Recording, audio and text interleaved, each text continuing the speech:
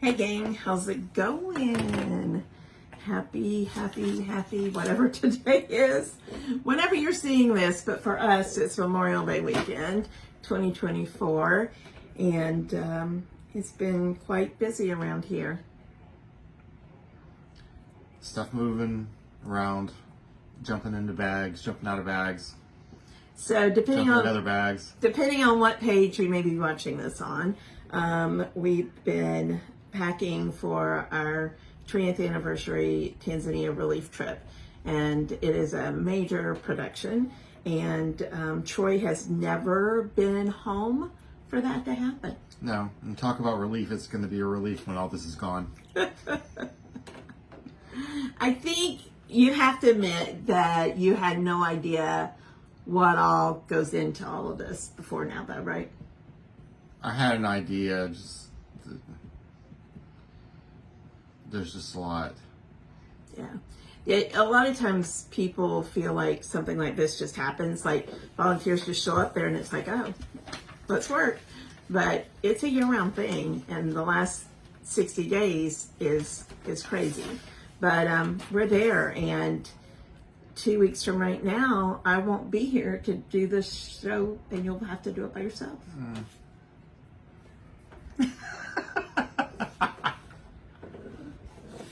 If you're watching this on his page, no. I think I'll live. I think you'll live. But I mean, what I was referring to is you're gonna have to do this without me. You're gonna have to really do it. I'll figure it out.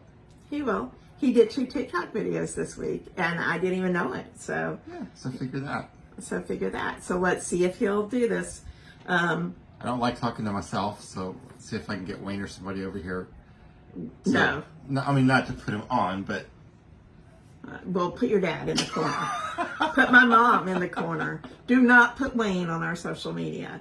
Listen, people, I'm telling you, if you see some don't. other male figure in my chair, he does not represent anything in our life. Wayne is Troy's best friend, and he's a great guy, but that would be a no. I don't say no to much, but that would be a no for sure. All right. Oh Lord, I'm in trouble now.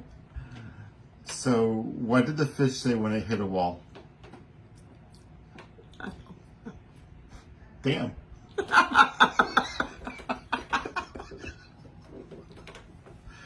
Oh, he saves his jokes for y'all so that I'll laugh. But It only works when she doesn't know them ahead of time. that's a good one. I like that one. That's an Amelia one. We'll have to. She'll understand that. Well, maybe she wouldn't understand that one quite. Darn for her. Darn. So you had something kind of different to talk about this week. Something stupid, irrelevant. Figure It's it was not irrelevant. It's So, I don't even know what prompted you. provoked me to get, I don't know. Boredom. It was something I was listening to or somebody was talking about, because I never stray much from that. But the whole generation thing. I heard something, about the different generations, and it's like, okay, so what is that? And I mean, I knew what it was, but the years, like the dividing times. So, traditionalist, born between 1925 to 1945. So that's all of our parents. All of our parents. Baby boomers, 1946 to 1964. That would mean he's a baby boomer. Did that surprise you? It did. I thought our parents were the baby boomers. I am my freaking parents. And Gen X, 1965 to 1980. So we're the only couple that I know that, even though we only have 18 months between our birth dates, are span 2 different generations. I'm 1963. which is next to the last year of the baby boomers, and she just basically skid in under the Gen X, the first year of 65. I just thought that was cool.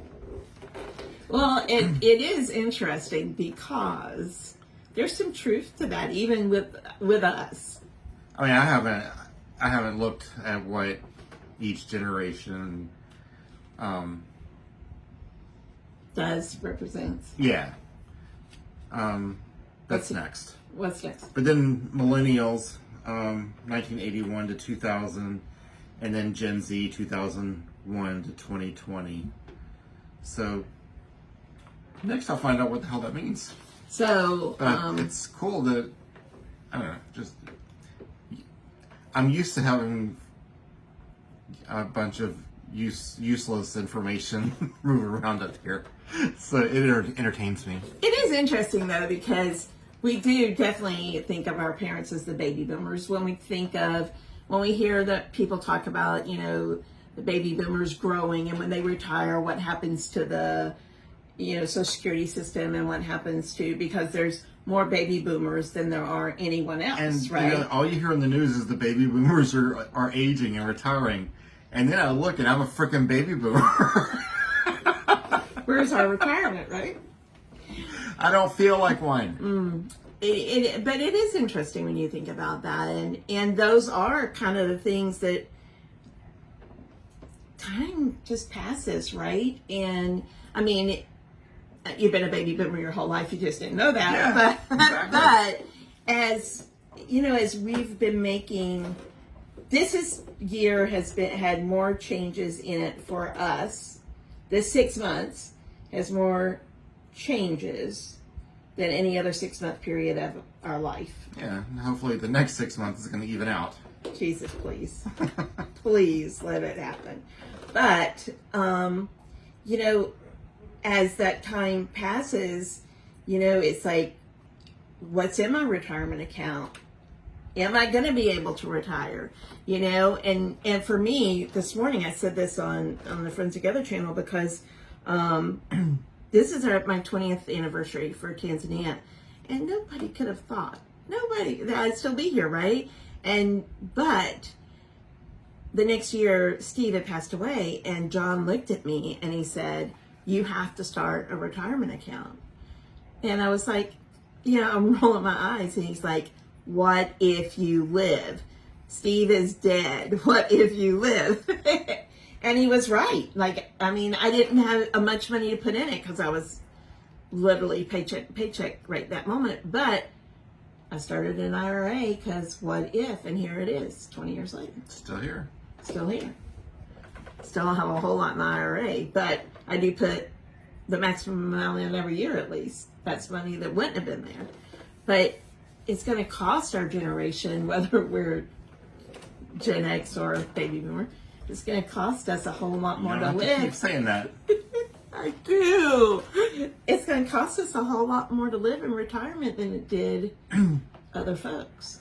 Yeah, so I was just thinking the other day about how much house insurance has gone up. How much, just not even gas, food, even electric, which that's insane too, but just to maintain your own house.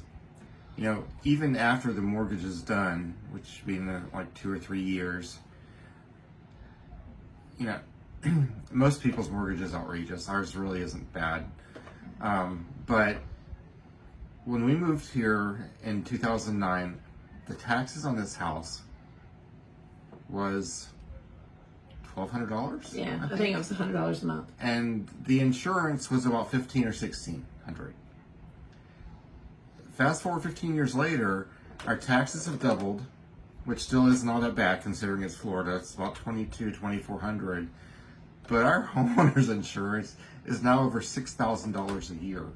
So adding those two, that's More than our mortgage. even after the house is paid for, it's going to cost us $700 a month just for taxes and insurance as of now. Yeah. So tell me what it's going to be in 3 more years, or 5 or 10. So in other words, how do you even do that? in other words, we can never retire. Is that it? We're never going to not have something that looks like a mortgage, whether it's goes to a financial institution or damn insurance companies and the county. Right. And I know in other areas, people haven't seen, as much been hit as hard with the homeowners and stuff. I mean, Florida, they're milking us with the hurricane stuff and all that, the hurricane surcharges. I mean, they've even upped car insurance because of hurricanes. But even though, if I'm not mistaken, if your car gets damaged during a hurricane, it's your homeowner's insurance that pays, not your car. Exactly. So how's that fair? Yeah. Right. But no matter where you live, we live in Florida, but if you live in California, you got earthquakes and fires, and if oh my God, Tornado Alley, Tornado Alley, yeah. So like crazy. So everybody's got something, but it just seems like Florida. We get the scams and we get the gouging, and it just seems like we get it a little more than most areas. Well, we do, and part of that's based on our legislature and what they allow happen in the state. Yeah, there you go. That is true, because there are other states that have implemented, mandates that don't allow insurance companies to, do what our insurance companies have done. And guess what? Those insurance companies are still in those states, and they're still making profits, right? I mean, it's kind of like pharma or anything else. Yeah. So what are a couple of things we're doing to prepare Mr. Baby Boomer for getting there? For getting where? Retirement age. See, he's already getting forgetful, just like the baby boomers. No. I don't know what you're talking about. I just turned 50 for like the 11th time, so I'm good. Were you at the table, speaking of forgetful, were you sitting at the table yesterday when my mom... Yes. It made me angry, and then it made me so sad. I had to go in the bathroom because I was talking about my grandmother, and I said something. what? My grandma. Oh, yeah. And I said, I was talking about when I was young, I used to lay in her living room, and her and I would watch the Munsters and drink RC and eat puffed Cheetos. But anyway, my mom goes, somebody said something about not having seen a show or something, and I was like, Mom, and she goes, well, Kathy's talking about like before she's 6, and I'm like, no, I'm not, Mom. And she's like, your grandmother died when you were 6, and I'm like, Mom, what? My grandmother died when I was in the 6th grade, and then she was going to argue with me, and that's a big age. That's a whole lot of years that my mom was cutting out there, and I don't know if she was just tired from our trip, but it scared me. So yeah, I can see it with her. Your dad is. Well, my dad, we know. And then there's my dad. I think he's losing a few marbles too. That memory thing. Well, your dad is. I don't know, but yeah, the memory thing is becoming substantial with all of them, all 3 of our parents, and that hit me. My mom had said something else on this trip this week while we were in South Carolina that I had to do a double take and be like, no. But that yesterday was like being hit in the gut. And but on the happier note, we are doing some things. We didn't intend to do these things necessarily when this year started, for sure. But because of our life changes, we are doing some things to get ready financially to be in a better place as we get older. And that is, we got rid of one of our car payments. We got rid of one of our big car payments because we didn't need it, right? We had 3 cars between the 2 of us. We don't need 3, and his dad's car in the driveway, and my parents across the street. So we got rid of a car. That was $1,000 a month between car and insurance. A few more things. Combining membership things. That we haven't, like stupid things. Our Sam's membership. You know, we got to talk about that because they jacked it up. So. What do you?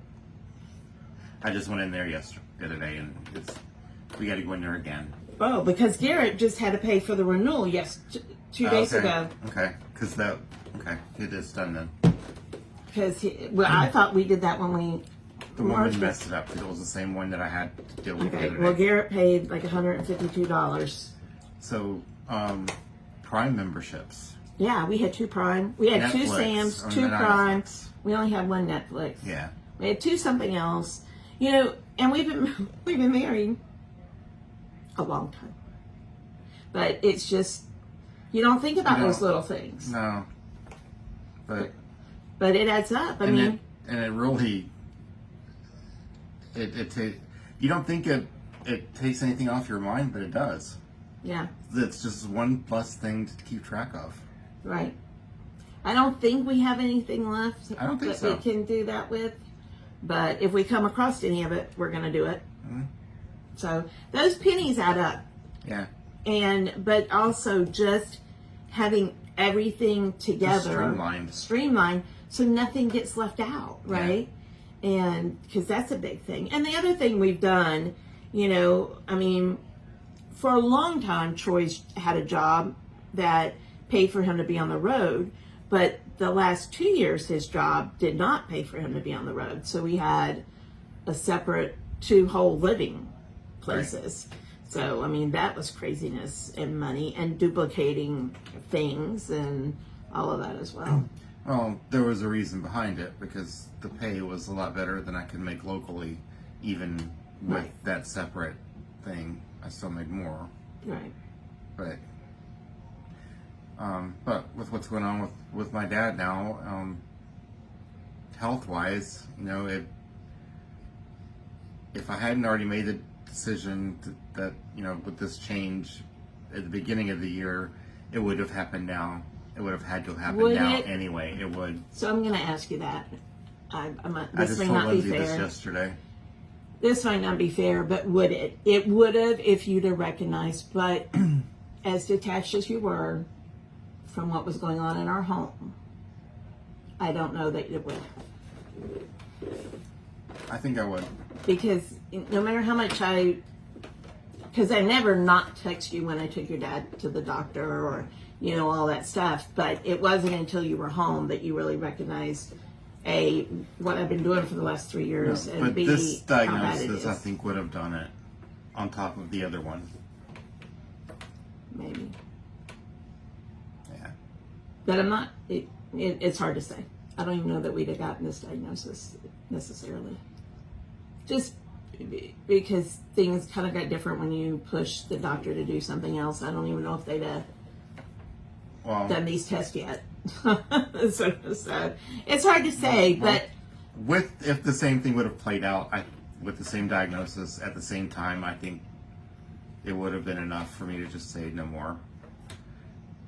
But you're right, I hadn't thought about it. If I hadn't been here pushing, we may not even know now what's really going on. So I hadn't really thought about that side of it. Those things are hard to say, you know. Again, for those of you that are in that caregiving role, I just want to say, if your spouse is not helping you because they can't, they're doing whatever it is they're doing, it's important that you, if you get to the place you can't do it all, that you make sure y'all make some changes, because it will make the person that's doing it all collapse. You know, and you see the caregiver being the person, like in spouses and stuff, that kills over dead a lot because they're under that enormous amount of stress or pressure. And so when it's our parents, it's a lot. Mm-hmm. And on a happy note, what you got? What? What'd you cook this week? God. Oh, Lord. Well, you cooked it all up yesterday. Yeah, I started out with no-bake cookies at the beginning of the week. Like 5 dozen of them. It says cookies that we used to have in elementary school 50 years ago. The chocolate with oatmeal and peanut butter and all that. Then 4 coconut cream pies the day before yesterday. 3 of them are gone. Yesterday, and potato salad coleslaw. Then yesterday, I grilled chicken on the indoor smokeless grill. like a couple of chickens, maybe barbecue chicken, grilled burgers, and baked beans. So that was for the packing party. Now there's leftovers. Yay. All right. I hope you guys have a great week. Be the boss of your brain. Did it stop? It didn't stop.